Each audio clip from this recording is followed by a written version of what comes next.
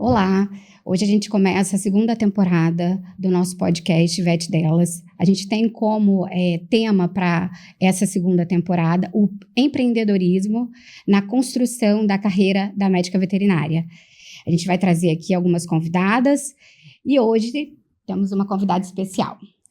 Ela é mãe de 2 humanos e um cachorro chamado Cotoco. Ela é jiu-jiteira, é do Pilates, veio diretamente de Porto Alegre para o Rio de Janeiro e ela é a Carol. Prazer.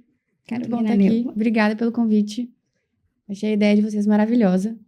E vamos conversar um pouquinho hoje para ver o que vai sair daqui. Obrigada por aceitar esse convite, tá, Carol? É um prazer enorme ter você aqui. Eu acho que você tem muito para contribuir com a gente. Eu trabalhei com a Carol há um tempo atrás, alguns anos, né? Você nem tinha os meninos ainda, né, Carol? Não tinha filho ainda. 2015. Nossa, é verdade. A gente dividiu os domingos, lembra? Uhum. Os plantões de domingo. E desde então, eu acho que sua vida mudou bastante, assim. Eu acompanho, mudou muito. E parece que mudou para melhor, assim. Então, acho que é uma construção de carreira que vai trazer muita inspiração para outras mulheres. Eu acho que você tem muito para contribuir nesse sentido. Que bom. No que diz respeito à coragem de enfrentar essa carreira que é desafiadora, principalmente sendo mulher. Então, eu queria te agradecer do fundo do meu coração. Obrigada, Lídia. Lídia, tu é uma pessoa muito especial. Já te conheço há bastante tempo. Hoje estou conhecendo a Fernanda. Mas sempre te achei uma pessoa muito... Sabe quando tem aquela voz doce, que passa uma tranquilidade? E quando eu te conheci, eu estava no começo de tudo ainda, né? Aqui no Rio, né? No Rio, na carreira. Na vida. Então, tenho certeza que tu me passou muita tranquilidade, assim. Me ajudou muito. Eu acho que às vezes tu nem sabe, né? Mas, assim, eu lembro de conversas que eu tinha contigo e que fosse uma conversa simples, mas que a gente conseguia trocar um pouco e eu sentia a tua energia, assim, de uma pessoa calma. Então, isso me ajuda muito. Me ajudou que bonito, bastante. Carol, que bonito. E, assim, é uma pessoa que eu sempre te acompanhei também, né? A tua história toda e tal. Uhum. Então, mesmo que a gente não tenha ficado tão próxima, eu continuava te seguindo ali, te acompanhando teu passo a passo. E é muito legal. Hoje eu também fico muito feliz por ti e por tudo que tu conquistou também. Obrigada. Carol, já que a gente vai entrar nesse assunto de empreendedorismo, a gente está se conhecendo pessoalmente hoje, né? Mas eu te stalkeei bastante. E a gente sabe que hoje em dia, com esse boom de redes sociais, e acaba indo muito, né? A gente tendo que quase que colocar como um catálogo de apresentação do nosso produto. Eu queria entender como que é para você essa relação profissional dentro do meio social, porque a gente vê que isso tem sido um gap, sabe? Uma questão, assim, um buraco para muitos profissionais de, não consigo me expressar, ou tenho vergonha, ou acho que vou ser ridícula. E eu gostei muito da forma como você se coloca, acho que você... É isso que você estava falando, né? De ser muito prática, de ser muito clara. Aquilo que a gente falou no episódio anterior sobre comunicação e sobre aparência, etc. Comenta pra gente um pouco, assim, como que é pra você essa relação sua profissionalmente com as redes sociais? Essa necessidade, porque acaba sendo uma necessidade, né? Hoje, eu acho que isso é essencial para o profissional, né? Seja da veterinária ou seja de qualquer área. Mas a gente estava conversando um pouquinho aqui antes e na época que eu comecei o Instagram, acho que foi 2018 por aí, eu tive muito uma questão de ter que ficar mudando de cidade ou de estado por conta do trabalho do meu marido. Então, eu tinha que começar tudo de novo. Várias vezes aconteceram isso. E aí eu tinha que, né, eu ia lá, batia na porta das clínicas, me apresentava, mas nem sempre isso era suficiente. Então eu tive que buscar outros meios. E aí na época eu pensei no Instagram, né? Eu vi que já tinha algumas pessoas e aí eu pensei, vou seguir aqui, ver se vai dar certo. E me ajudou muito, né? Tanto o Instagram como o Google, para as pessoas me acharem, foram ferramentas que me ajudaram muito. Então, hoje eu acho que como eu falei, é essencial. A gente precisa. Eu não gosto. Mas tem que fazer. Porque senão você já tá atrás. Porque é como se fosse uma vitrine de uma loja. Você viu diferença na sua vida? Total. Me ajudou muito. Eu tenho muita gente que fala, eu te achei pelo Instagram, eu te achei pelo Google, eu te achei... Óbvio que a indicação do boca a boca ainda é muito importante e sempre vai continuar sendo muito importante. Mas a gente, hoje em dia, tem outras coisas que nos ajudam a captar clientes, que nos ajudam a mostrar o nosso trabalho. Então, o Instagram é a minha vitrine. O que eu tento mostrar ali eu tento mostrar como eu trabalho, como eu penso, como eu trato os meus pacientes, como eu trato os responsáveis, os meus clientes. Coloco um pouco da minha vida pessoal também, porque eu acho que isso é importante para as pessoas me conhecerem, né? Não preciso colocar tudo da minha vida pessoal, mas eu coloco um pouco do que eu acho que faz sentido ali para eu mostrar para as pessoas saberem um pouco mais da Carolina. Isso é uma coisa que eu penso muito, né? Eu não quero só atender um paciente, eu quero ter uma conexão com o paciente, com o tutor, né, com o responsável. Então, a rede social me ajudou muito nisso, né? Então, eu tenho pessoas que são meus clientes que me seguem, eu tenho pessoas que nem são meus clientes, mas que adoram que a gente converse no Instagram. Eu tenho médicas veterinárias que eu comecei a fazer amizade, né? E tenho uma amizade hoje por conta das redes sociais. A gente começou conversando nas redes sociais e depois a gente foi evoluindo, depois a gente se encontrou presencialmente. Então, isso abre porta. Muito. Me ajudou muito, né? Então, assim, hoje a pessoa eu vou procurar, né? A minha obstetra, quando eu procurei, eu achei ela no Instagram. Jura? E eu já tinha ido numa outra, eu fui por indicação, né? Não gostei e falei, não vou conseguir ficar aqui até o final da minha gestação. Uhum. E eu vi na rede social, entrei no Instagram de uma outra pessoa falando dela, entrei no Instagram dela, adorei ela. Né? No Instagram dela eu já vi. Ela tem esse perfil. É esse perfil que eu quero. Já rolou uma identificação. E hoje ela é minha ginecologista independente, né? Se eu vou ter mais filhos ou não. Mas ela é minha ginecologista pra vida, assim, né? Então, assim, faz toda a diferença hoje em dia. Acho que a gente precisa. E me ajudou muito, né? Profissionalmente falando, me ajudou muito. Uhum. E eu acho o Instagram, né? Que é o que eu conheço de rede social, que você produz. Eu acho ele muito bem feito, muito bem estruturado. Poucas vezes eu encontro um Instagram tão bem feito assim. Porque às vezes a pessoa tende ao ridículo, entendeu? Ou às vezes tende a mostrar muito a vida pessoal e aí se perde. Eu acho que o seu tá na medida. Eu acho muito legal. Muito bem estruturado. Então, muito técnico, sem ser demais. Sabe? Exatamente. A gente tem que saber até onde a gente pode ir. Eu, por exemplo, e cada um faz o que quiser, não tenho nada contra, mas eu não me vejo fazendo uma dancinha pra fazer alguma coisa. Eu não me vejo. Eu já tentei fazer umas coisas engraçadas e depende muito do momento. É ridículo, né? Tem vezes que eu falo, eu tô na vibe de fazer uma coisa engraçada. Tem vezes que eu falo assim, não quero. Uhum. E tem vezes que eu sumo também do Instagram. É ruim, né? É bem ruim, que eu vejo que cai bastante ali meu rendimento. Mas, às vezes, eu preciso ficar... Eu não sou uma pessoa que fica filmando tudo toda hora, sabe? E, às vezes, eu preciso sair, desconectar. Aí, eu volto com tudo. Até porque a vida, ela demanda muito da gente fora do trabalho, né? Exatamente. A sua, então, cara, sério, é demais. Eu tenho uma rede de apoio muito boa em casa, assim. Vou chegar lá, porque eu tenho essa dúvida, o que te sustenta nessa caminhada. Eu queria começar, Carol, também te fazendo uma pergunta. Porque... Você falou que você trabalhava, né? Prestava serviço para outras clínicas. Isso. Quando que você decidiu, assim, agora é a hora de eu abrir meu negócio? Tô com vontade de fazer isso. E se você teve medo? Muito medo. Teve. Muito medo. Eu odeio sair da minha zona de conforto, né? A gente tava falando, eu sou uma pessoa muito racional. Então, eu dar um passo, nossa... Tem que pensar muito. E porque... E se não der certo? E o dinheiro que eu investi, que às vezes eu nem tenho sobrando. E o que vai acontecer? E o que te motivou, assim? Eu tava muito infeliz onde eu estava e como estavam me tratando, né? Entendi. A gente sabe que a nossa profissão, às vezes, não é tão valorizada como a gente gostaria que fosse. E chegou ali, eu cheguei na gota d'água. Que eu falei, não tá bom pra mim. E eu obviamente, já tinha tido essa vontade outras vezes de abrir, mas eu pensava, não, hoje eu vou lá, atendo, vou embora, querendo ou não, né? Tem uma outra pessoa que vai ficar cuidando da clínica onde eu atendo, eu não tenho tantas funções.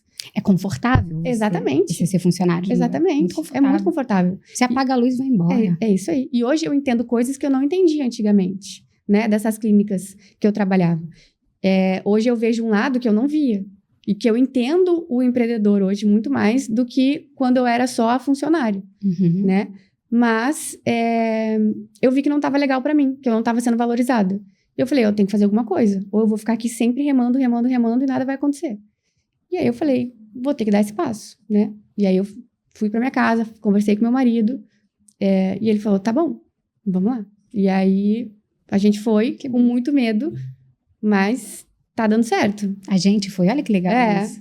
Porque eu acho vai que... todo mundo, né? Exatamente. Vai todo mundo. E aí, ainda não tá no nível que eu quero, não tá no que eu pensei, mas tá tá indo. começando, cara. Exatamente, é um bebezinho. É um bebezinho. Eu Ela acho não que é um tem 2 bebezinho anos que tá ainda. super caminhando bem, cara. Exatamente. Descobre tanto também, né? Eu tento. Eu tento. Porque eu acho que pra gente é mais difícil, pra mulher, sabe?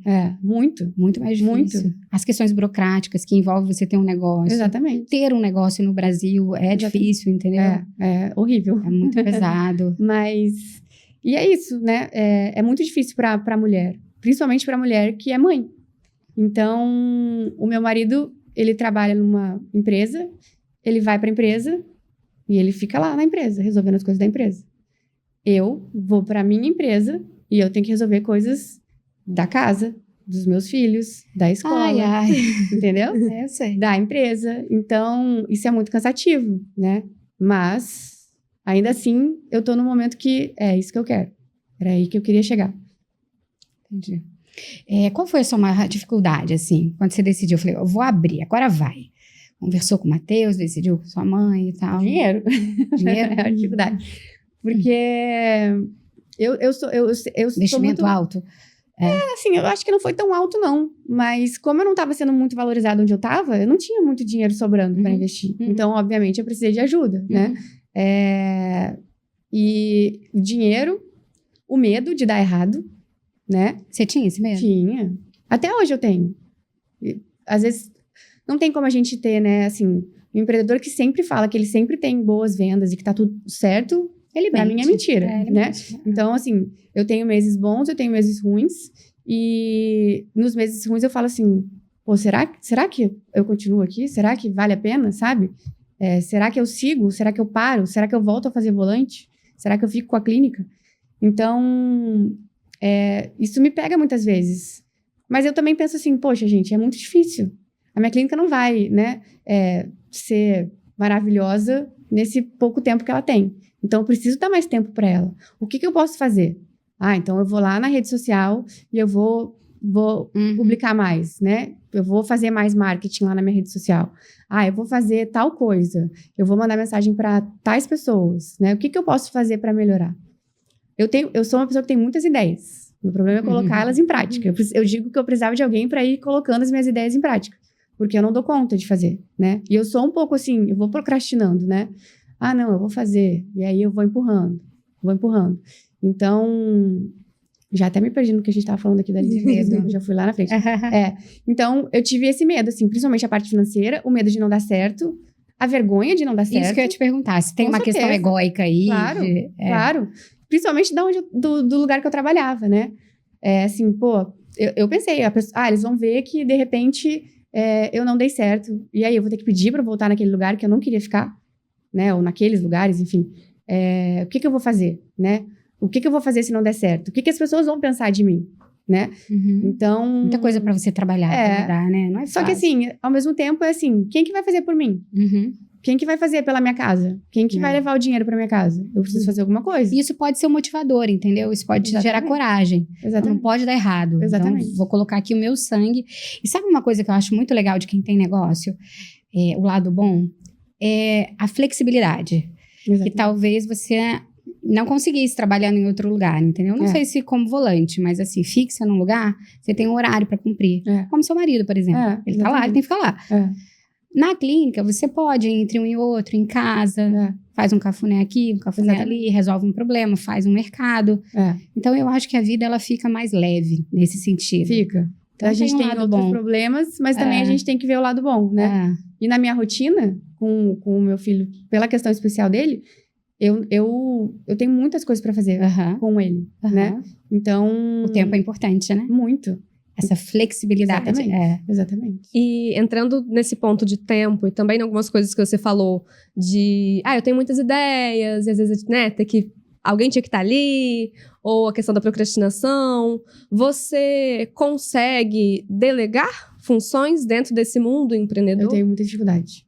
Em casa também, tenho muita dificuldade. Eu sou aquela pessoa que abraça tudo e que eu acho que eu vou dar conta de tudo.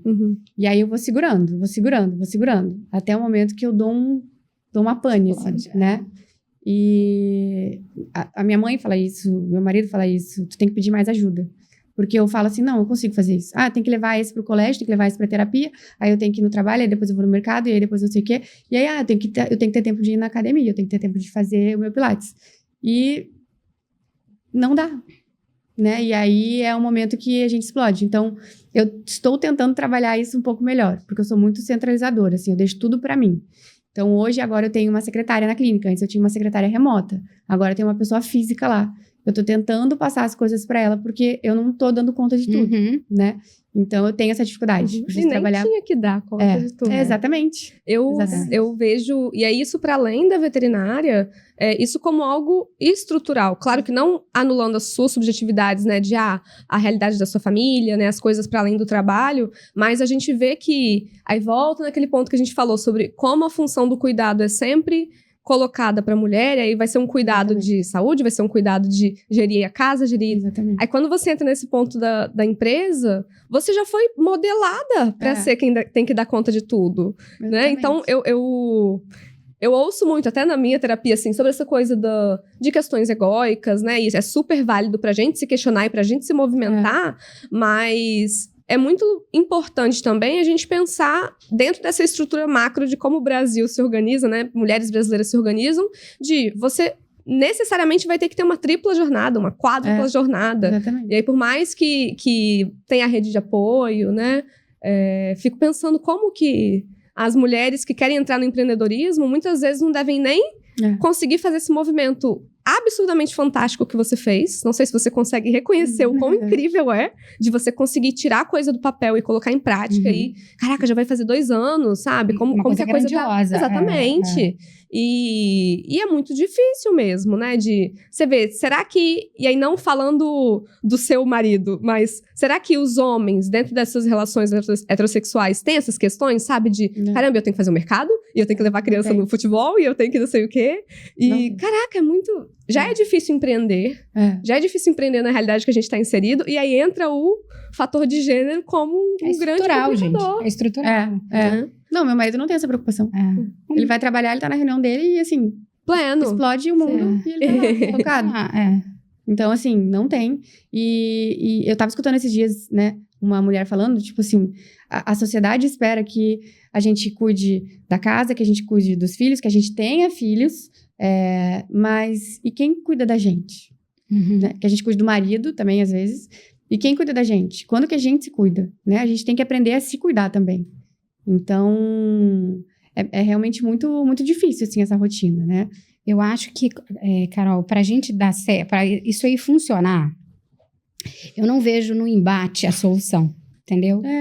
Eu não vejo. Eu acho que não é por aí que a gente consegue desconstruir uma coisa que realmente é estruturada muitos anos.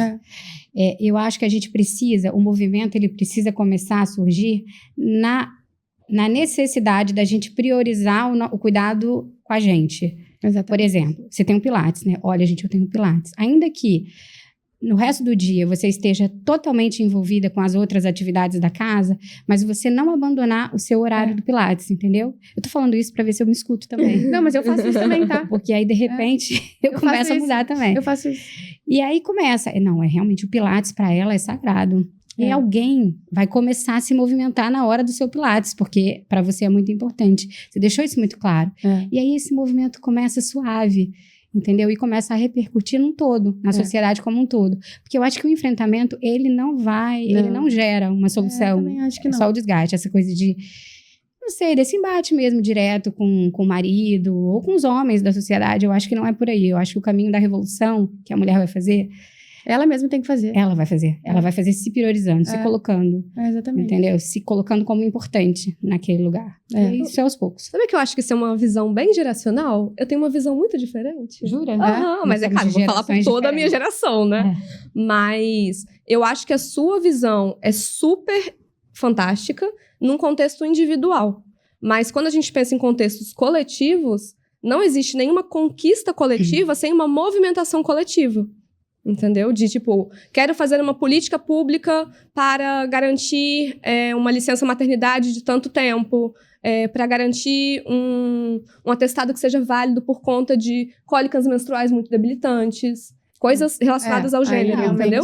Só vai ter uma mudança, não vai ser se eu, Fernanda, sozinha falar algo, né? Porque eu não sou uma pessoa pública, enfim, talvez se eu fizesse esse grande movimento como pessoa pública, mas pensando em questões estruturais, eu acredito que é porque a palavra não é embate, mas precisa ter um movimento coletivo quando a gente pensa em conquistas coletivas. Agora, dentro da sua vida, realmente, não faz sentido você, não, vou ali bater boca com fulano e cicrano e não sei o quê, e sim, vou fazer um movimento primeiro a partir da minha mudança, até porque você tem filhos. Filhos que estão numa idade muito crítica do desenvolvimento. Sim. E o exemplo arrasta pra caramba. Exatamente. Então, se ele cresce em um lar que ele vê a mãe dele se anulando, não se priorizando, ele vai entender que essa é a primeira figura do que significa uma mulher. De como uma relação amorosa se constrói. Ele mesmo também, né? Sim. Ele tem que saber que ele também tem que se priorizar. Então, acho que a questão que você falou, né, de geração, eu acho que, de repente, pra gente começar esse movimento maior, pra ser o coletivo, a mulher tem que olhar pra si primeiro. Concordo, Carol. E aí, a partir do momento que ela fala assim, não, eu me priorizo.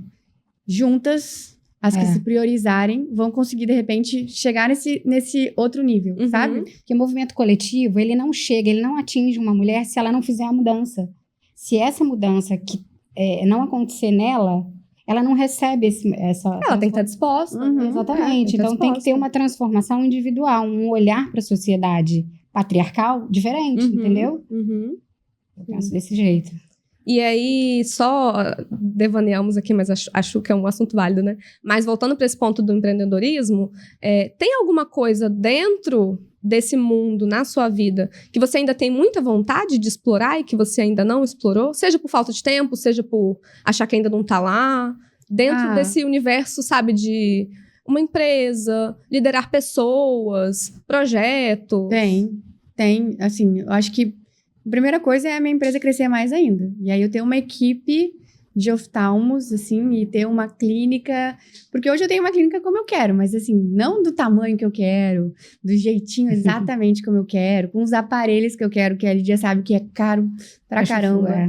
É muito difícil de conquistar, é uma especialidade cara.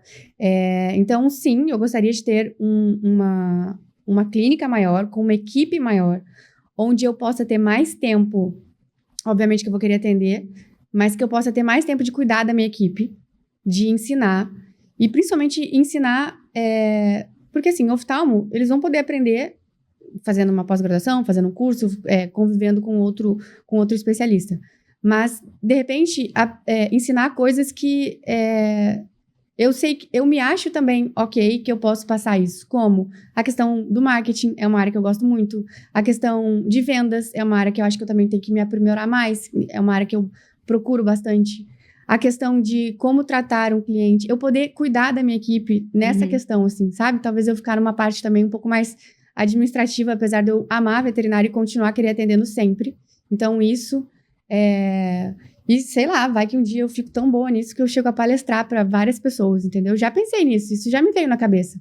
Mas ainda é uma coisa assim, não tô vendo nem lá longe, né? Nem tô vendo ainda. Mas existe. Mas existe essa vontade. Existe essa vontade. Existe a vontade de falar das questões, não só da minha empresa, mas a questão do meu filho, né? De mostrar mais para a sociedade como uma criança especial, uma criança com deficiência precisa ser tratada, né? Ter voz para falar por ele. Então, isso foge um pouco da parte de empreendedorismo, mas é uma coisa que eu tenho muita vontade também. Mas eu acho que é basicamente isso, assim, essa parte de empreendedorismo. Eu queria te fazer uma pergunta, Carol. Na verdade, eu queria que você trouxesse aqui algumas orientações de maneira muito prática, sem romantizar mesmo, para que a gente pudesse levar, principalmente para aquela veterinária, aquela médica veterinária que está com dúvida, que está com vontade de abrir o próprio negócio, está com vontade de fazer uma transição na própria carreira. O que você poderia falar para essa mulher? A primeira coisa é coragem, né? Muita coragem. Muita coragem. Vai ser com muito medo mesmo, mas vai dar certo. Eu acho que a gente tem que se esforçar muito para dar errado, sabe? Porque, obviamente, você vai passar por muitos obstáculos, vai ser difícil, né? Eu lembro que quando eu decidi, eu vou abrir a minha clínica, eu falei, tá, mas por onde que eu vou começar? O que que eu vou fazer? O que que eu sei fazer e o que que eu não sei fazer? eu não sei fazer nada da parte financeira. Então, eu vou chamar alguém, um contador, para me ajudar. Porque não adianta eu ficar batendo a cabeça aqui, que eu não vou conseguir. Óbvio que eu tenho que entender o básico, mas eu preciso de alguém. Então, assim, peça ajuda para as pessoas, né? Estude sobre o que você quer fazer, procure o que você quer fazer, tenha referência de pessoas que te inspiram a fazer aquilo, referência de empresas, né? Às vezes eu não quero abrir uma empresa física, mas eu quero abrir uma empresa, Lídia, que vai formar uma equipe de oftalmo para atender no Rio de Janeiro. Então, quem que é a sua referência? Tem essa pessoa aqui que ele é endocrinologista, mas ele tem essa equipe. Vai lá, conversa com ele, sabe? Pede ajuda. Faz um planejamento, exatamente. Né? Tem que ter um planejamento. Também não dá para sair louco para fazer tudo. Importante mencionar a rede de apoio. Se estruturar. Exatamente. Se você tem filhos, enfim, principalmente. Se estruture, porque senão a chance de dar errado é maior, entendeu? Eu tô pensando em alguém que não tenha filhos, mas vamos lá. Para quem tem filhos, realmente tem que ter uma rede de apoio muito grande. Tem que ter apoio da sua família também, se você tiver, né, na sua família. E conseguir gerir bem o seu tempo, principalmente se você tiver filhos, né? É muito difícil isso, assim. Eu tenho um pouco de dificuldade. Porque eu tenho que fazer tal coisa, depois eu tenho que fazer o meu exercício, depois eu tenho que ir pra clínica, depois eu já tenho que pegar as crianças na escola. Acabou o dia. Acabou. Principalmente o meu filho mais velho, que ele fica 4h30 na escola. 4h30, quem que faz alguma coisa em 4h30? Não dá nem vontade de sair pra trabalhar. É verdade. Né? Então, assim, realmente, planejamento. E pra quem tem filho, obviamente, uma rede de apoio, ou que seja a escola a sua rede de apoio, que não seja a sua família. Mas, às vezes, você tem que deixar o seu filho lá o dia inteiro pra você poder trabalhar. E tá tudo bem, né? Cada um tem a sua rotina, tem as suas necessidades. E a gente tem que se adaptar ao que a gente tem. Não adianta a gente ficar olhando para a grama do outro e falar, eu quero ser igual ao outro. Porque nem sempre a grama do outro é tão boa assim, né? Às vezes a gente vê, e principalmente a gente vê muito isso nas redes sociais, que a vida do outro é perfeita. Mas não é perfeita, né? Às vezes o outro tá lá sorrindo e fazendo um vídeo rindo, mas por trás ele tá com muito problema. Uhum. E tá tudo bem. A vida é assim, a gente não vai viver feliz o tempo inteiro, né? A gente vai viver, cada dia a gente tem um obstáculo. E é isso. É isso. É isso. Eu amei. Eu também. Muito obrigada, Carol. Obrigada. A gente vai deixar o @, da Carol na nossa legenda, para vocês seguirem, para vocês verem como ela engaja, a gente acompanhar esse crescimento e daqui a um tempinho as suas palestras e a sua expansão. Vem aí. Obrigada. Vamos para os nossos quadros, para a gente fechar bem. A gente tem um quadro que se chama Sem Jaleco, que é para justamente falar o que a gente faz quando a gente não tá, né, na persona veterinária. Tá. Você tem alguma coisa para compartilhar com a gente? Assim, pode ser uma indicação de algo algum lugar que você foi, alguma coisa que você leu, viu, qualquer coisa assim que seja bacana dessa sua vida off CNPJ. Alguma coisa que eu posso fazer também. Sim, claro. Um exercício físico. Sim. Então, exercício físico em geral, gente. Trabalha a saúde mental, que é uma beleza. Então, Pilates, que eu gosto, é uma coisa que eu mais gosto, né? Então, me ajuda muito, assim, né? O Pilates parece uma coisa muito simples de fazer, mas é muito difícil. Exige muita concentração, exige muito... Você tem que ter o controle do seu corpo. Assim como o yoga, por exemplo, que eu acho até mais difícil do que o Pilates. Mas o Pilates é uma coisa que me ajuda muito. O exercício físico, em geral, me ajuda muito, né? Então, assim, eu tô muito estressada, eu tô muito cansada. Pra onde eu vou? Eu vou fazer um exercício físico. Legal. Porque o meu ânimo já vai ser outro, né? Então, assim, se eu faço de manhã, e eu tenho muita dificuldade para fazer isso de manhã, mas se eu faço de manhã, eu já chego na clínica outra pessoa, muito mais bem-humorada. A minha secretária fala isso, você já fez exercício hoje? Eu falo, já fiz. Por quê? Ela falou, não, porque o teu humor tá outro.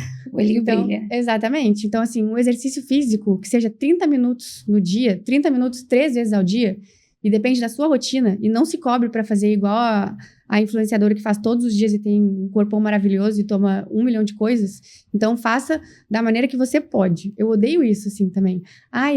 Se eu faço, você pode. Não. Você faz da maneira que você consegue. Não vem se meter aqui na minha casa. Aqui que na minha rotina, exatamente. Então, o exercício físico, com certeza, assim, é uma coisa que eu indico que me ajuda muito. Faz toda a diferença. Show. Isso. Legal. Então, você vai, com o exercício, vai regular neurotransmissores, hormônios. E eu venho aqui com a minha dica. Se vocês puderem, ela é uma psicanalista. Ela produz muito conteúdo gratuito no YouTube. O nome dela é Andréa Vermonte.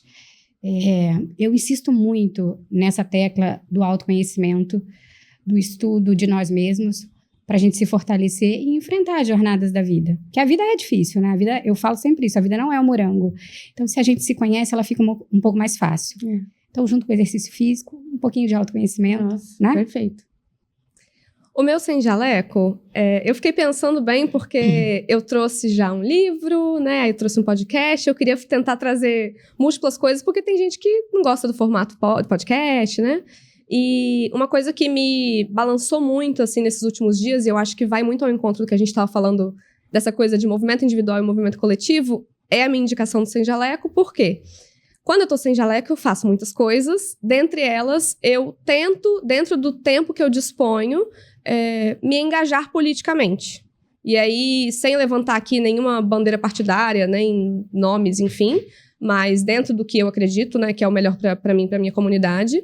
E a gente teve agora o fechamento, em maio, da mudança, né, de título eleitoral. Então, se você tem seu título, tem, se não tem, já era, isso aí. E eu queria deixar como indicação para as mulheres estudarem em quem vocês vão votar.